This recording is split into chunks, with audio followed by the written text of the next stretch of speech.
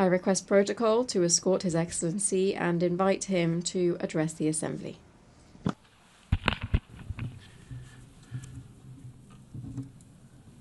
Madam Chair, Deputy Secretary.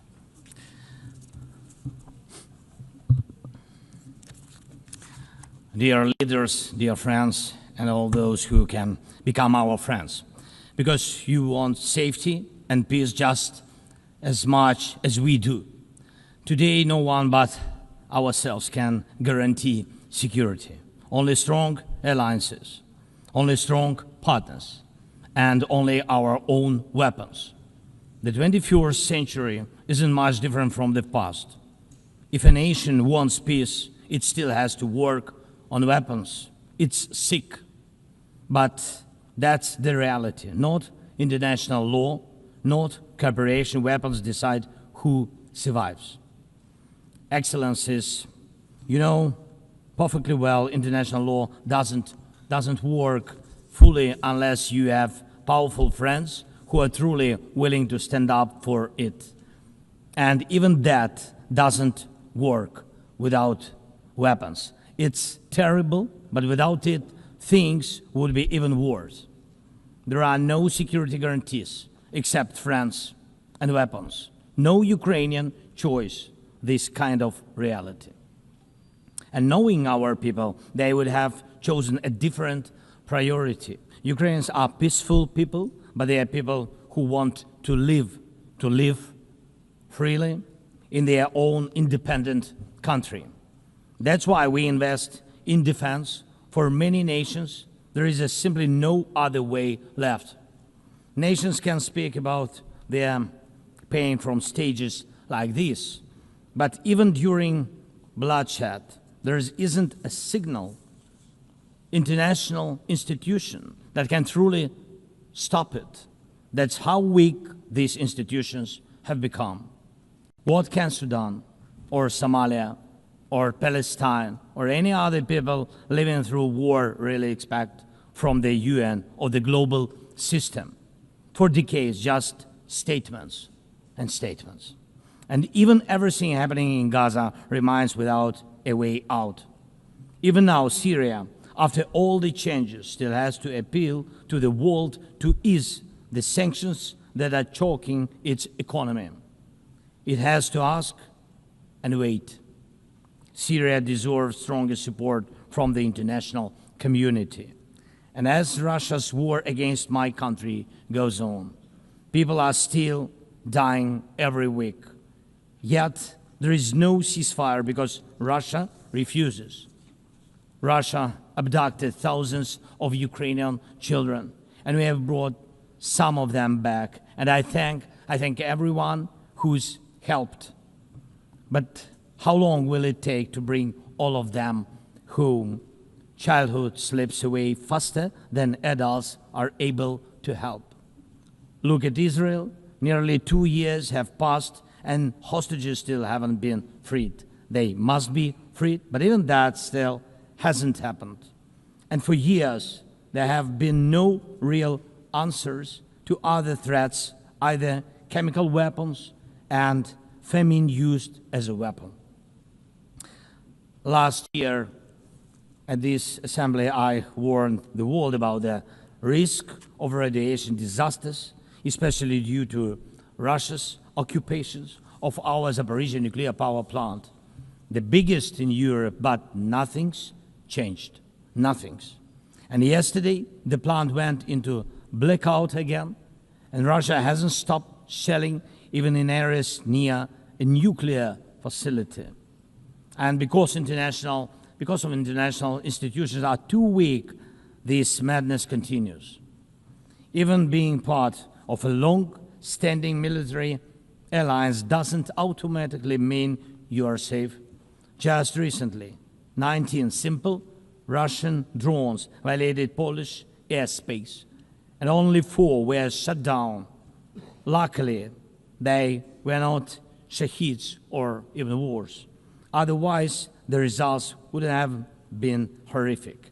Estonia had to call a UN Security Council meeting for the first time in history because Russian fighter jets deliberately entered its airspace.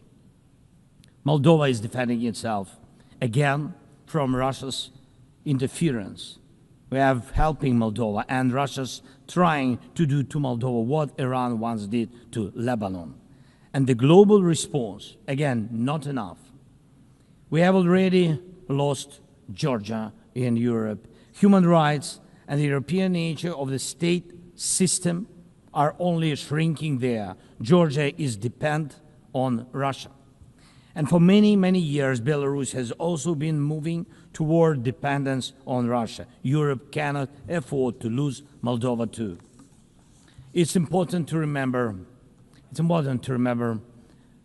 how the world once ignored the need to help Georgia after Russia's attack, and how the moment was missed with Belarus. How Moldova must not be lost.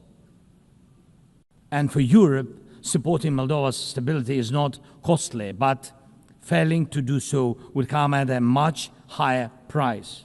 That's why the EU needs to help Moldova now with funding and energy support, not just words or political gestures. We must not forget about protecting the rights of people and the rights of nations in regions where these rights are under threat. The UN Charter and the Universal Declaration of Human Rights must apply everywhere. But the Taliban in Afghanistan dragged a whole country back into the dark ages. Cartels in some Latin America countries are more powerful than the government there. This is all about collapse of international law and the weakness of the international institutions.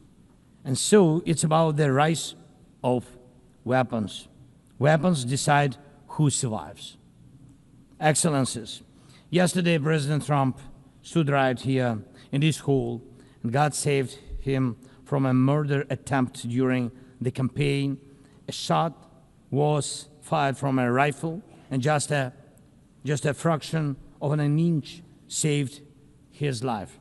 Just days ago, President, along with hundreds of thousands of Americans, honored the memory of Charlie Kirk.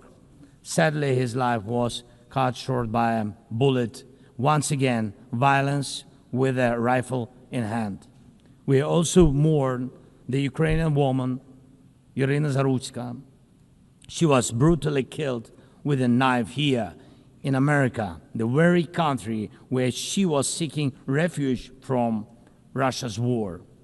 And almost every day, when we open the news, we see headlines about violent attacks happening all around the world. Most of it is done with weapons. People are already used to, but weapons are evolving faster than our ability to defend ourselves. Now, there are tens of thousands of people who know how to professionally kill using drones. Stopping that kind of attack is harder than stopping any gun, knife, or bomb. This is what Russia has brought with its war. It used to be that only the strongest countries could use drones because they were expensive and complex. Now, even simple drones can fly thousands of kilometers. War tech doesn't care about geography anymore. It's now reshaping it. Just recently, airports in Europe had to shut down because of drones. Authorities couldn't even say what kind of drones they were, who sent them, or from where.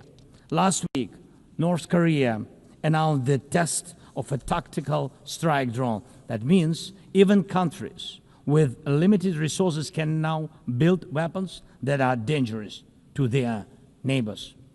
Ukraine and nations like Saudi Arabia know all too well how dangerous Iranian attack drones are.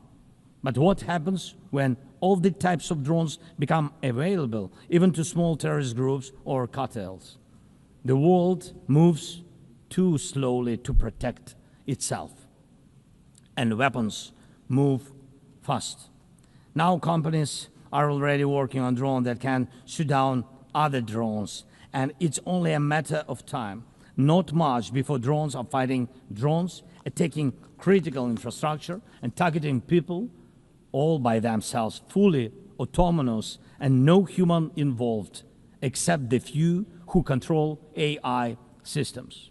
Dear leaders, we are now living through the most destructive arms race in human history, because this time includes artificial intelligence. And if there are no real security guarantees except friends and weapons, and if the world can't respond even to old threats, and if there is no strong platform for international security, will there be any place left on Earth that's still safe for people? We need global rules now for how AI can be used in weapons, and this is just as urgent as preventing the spread of nuclear weapons. We need to restore international cooperation, real working cooperation for peace and for security. A few years from now might already be too late. 10 years ago, war looked different, and no one imagined that cheap drones could create dead zones, areas stretching for dozens of